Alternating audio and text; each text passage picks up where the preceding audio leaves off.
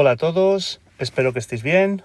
En el vídeo de hoy vamos a analizar la década moderada, es decir, la primera etapa dentro del reinado de Isabel II, que alcanza la mayoría de edad en el año 1843.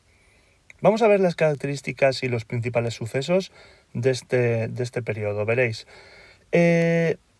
la primera opción para Isabel en su reinado será contar con los moderados. En esto la verdad es que no va a cambiar nada respecto a la regencia de su madre. Es decir, si hay que elegir entre unos principios políticos dentro del liberalismo, se van a elegir los principios del liberalismo moderado. El objetivo es normalizar el funcionamiento de las instituciones, a partir de lo cual se evitaría, en principio, en teoría, conatos revolucionarios. Es decir, el orden y la autoridad han de estar presentes. Este es el principio fundamental dentro del liberalismo moderado. Además, el moderantismo es una opción política que reduce la participación a las clases respetables, las llamadas clases respetables. Por lo tanto, cualquier opción política que estuviera fuera de esas llamadas clases respetables, pues no era bienvenida. Claro, los progresistas realmente van a tener pocas alternativas ante esta posición de orden y de autoridad planteada por los moderados. Por ello, su única opción para alcanzar el poder va a ser el pronunciamiento, algo que no es nuevo, algo que ya venía sucediendo durante la regencia de María Cristina. Sin embargo, la década moderada es un periodo en el cual los problemas son variados. Es un periodo de inestabilidad política, es un periodo en el cual muchas de las decisiones se toman arbitrariamente, en el cual el poder lo tienen pocas personas, la camarilla moderada. Es una etapa en la cual acceder al poder a través de elecciones es complicado debido al fraude electoral. Es una etapa autoritaria de intervención del ejército en política, una etapa en la cual los progresistas, como hemos dicho anteriormente, pues la única vía que tienen para acceder al poder es a partir del pronunciamiento. No obstante, vamos a ver las claves del periodo, es decir, los sucesos más importantes. Y en 1845 llega el primero, con la redacción y aprobación de la Constitución de 1845, en este caso una Constitución profundamente moderada. Supone la reforma de la Constitución progresista de 1837, una Constitución que obviamente no se adapta a lo que quieren los moderados. Por lo tanto, se va a redactar una Constitución, como digo, que sí que va a cumplir con los principios del moderantismo, es decir, una Constitución en la cual la soberanía va a estar compartida con el rey, una Constitución en la cual vamos a tener una división de poderes, pero eso sí, muy, muy limitada, ya que se va a ampliar la capacidad del poder ejecutivo, pero se va a disminuir y mucho la capacidad de legislar de las Cortes. Asimismo, se va a restringir el derecho a voto, es decir, va a ser ultracensitario. Se va a desarrollar un sistema bicameral, pero con un Senado que no se podrá elegir, es decir, un Senado no electivo. La administración local se va a ver sometida al poder central, es decir, esto supone el triunfo de la opción moderada para la ley de ayuntamientos. Se suprime, obviamente, uno de los símbolos del progresismo, que es la milicia nacional, y se apuesta por el catolicismo como culto único y, por supuesto, oficial. Claro, los artículos que refleja la Constitución son claramente antiprogresistas. Y podríamos llegar a pensar, ¿por qué los progresistas no protestan ante el articulado, ante estos artículos que van tan en contra de su ideología? Pues básicamente porque la Constitución en realidad mantiene casi la totalidad de los derechos que planteaba la Constitución del 37. Es decir, que oficialmente los derechos que plantea la Constitución del 37 no se suprimen. Pero ¿cuál es el truco? El truco está en que la Constitución afirma que la puesta en práctica de todos estos derechos será siempre posterior a partir del desarrollo de leyes. ¿Qué ocurre? Que los moderados en el poder lo que van a hacer es desarrollar leyes que lo que hagan será restringir mucho los derechos que planteaba la Constitución.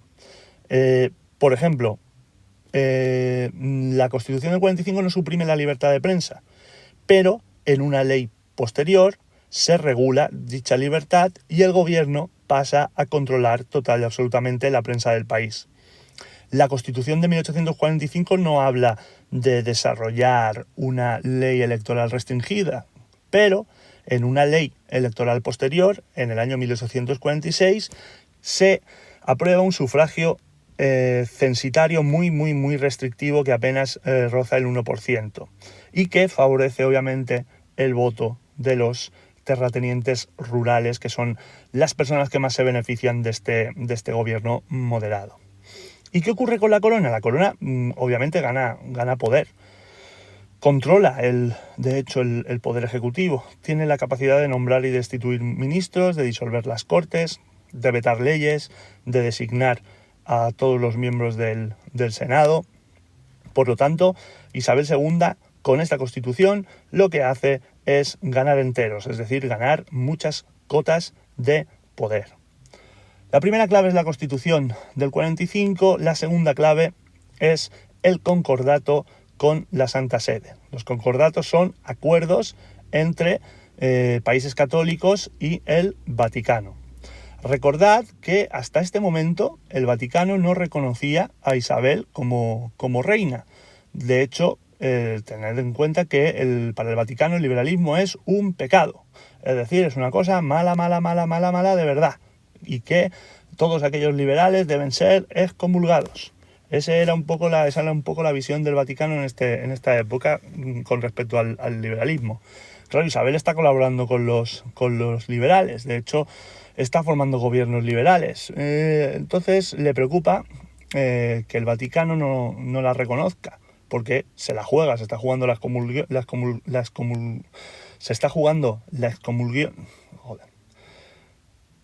Claro, aquí Isabel se la está jugando porque no quiere ser obviamente excomulgada. Entonces lo que pretende es que sí o sí llegue un acuerdo con la Santa Sede, con el Vaticano. Y este acuerdo lo que hace es mejorar mucho las relaciones con la Iglesia. Fijaros, básicamente el concordato suspende total y absolutamente la venta de bienes eclesiásticos desamortizados. Es decir, no se puede desamortizar bienes eclesiásticos, bienes que pertenezcan a la Iglesia.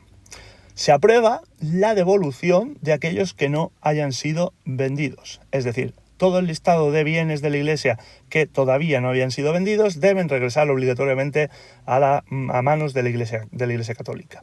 A cambio, la Iglesia reconoce a Isabel II como reina y recibe la Iglesia un presupuesto, el llamado presupuesto de culto y clero, que lo que hace es ayudar a su sostenimiento. Es decir, el Estado se va a ver involucrado, va a participar en el sostenimiento de la Iglesia Católica. Todas las órdenes religiosas que se habían suspendido quedan restablecidas, se amplía mucho más si cabe las competencias educativas para la Iglesia y el catolicismo, como ya hemos dicho, en la Constitución del 45, pues es reconocido como religión oficial del Estado. Estas son las dos claves principales, pero hay otras. Por ejemplo, a la hora de tratar de institucionalizar el Estado, el moderantismo desarrolla una serie de leyes. Por ejemplo, a nivel fiscal destacan dos leyes. La Ley Mont-Santillán, de 1845, que tenía como objetivo aumentar los ingresos de la hacienda pública a partir de la centralización de los impuestos. Es una ley muy importante porque apuesta por que se contribuya según la propiedad. Luego tenemos la ley de 1848, la ley del Código Penal, que sirve para unificar todas las leyes y para iniciar el proyecto de un futuro Código Civil. Además, se reforma la administración pública, se crea por primera vez una ley de funcionarios, es decir, se regula el acceso a cargos públicos y se fortalece el peso, el poder de gobernadores civiles, militares y diputaciones, que pasan a depender total y absolutamente de las decisiones que se tomen desde Madrid. Se reforma la administración local a partir de una nueva ley de ayuntamientos por la cual las localidades que tuvieran más de 2.000 habitantes y que fueran capital de provincia, en este caso los alcaldes serían elegidos por la propia corona, y las localidades con menos de 2.000 habitantes, los alcaldes serían elegidos por el gobernador civil, es decir, en la práctica también por la corona, porque el gobernador civil es elegido por la corona. Otras reformas serían un primer intento de ley de educación, la ley Moyano de 1857, que es importante porque establece por primera vez niveles dentro de la instrucción pública, primaria y secundaria y universidad. Se desarrolla el sistema métrico decimal, fijaos, a estas alturas de la película, y en 1844 aparece la Guardia Civil, un cuerpo armado con estructura militar, pero finalidad civil. Y bueno, estas son básicamente las claves de estos 10 años de gobierno moderado. Ahora debemos intentar comprender qué causa la crisis de este gobierno. Fijaos, básicamente las causas de la crisis del gobierno moderado son, en primer lugar, que nunca consiguieron desarrollar gobiernos estables. En 1846 hubo 3 gobiernos y en 1847 4 gobiernos. Por lo tanto, no hay estabilidad a nivel político.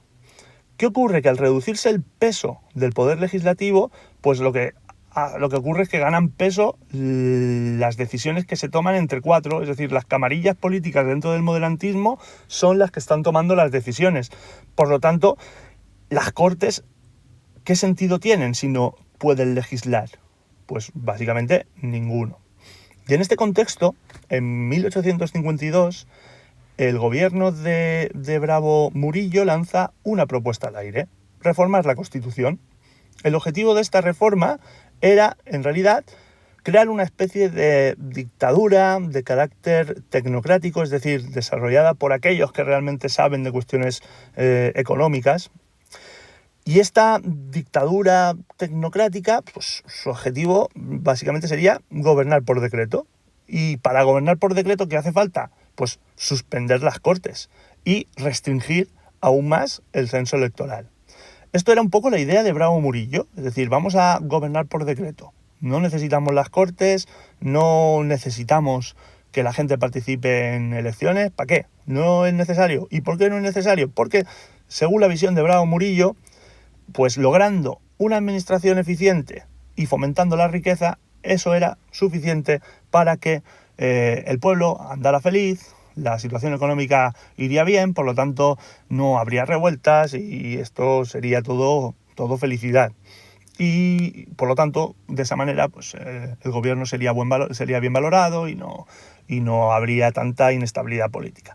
Esta es la idea de Bravo Murillo. Obviamente esta idea en realidad lo que supone es volver a 1834, es decir, volver a la situación del Estatuto Real. Obviamente la propuesta de Bravo Murillo queda en eso, en una propuesta que fracasa porque hay gente dentro del moderantismo, y no poca, que se opone, y porque además estamos en un momento en el cual el Partido Moderado está en franca descomposición. Esto coincide con una situación de amplio descontento social, el inicio de diferentes revueltas que dan lugar a la Revolución de 1854, que analizaremos en el vídeo siguiente. Y bueno, básicamente esto es todo. Esto es el resumen de los 10 años de gobiernos moderados dentro del inicio del reinado de Isabel II. Nos vemos en el próximo vídeo. Un saludo.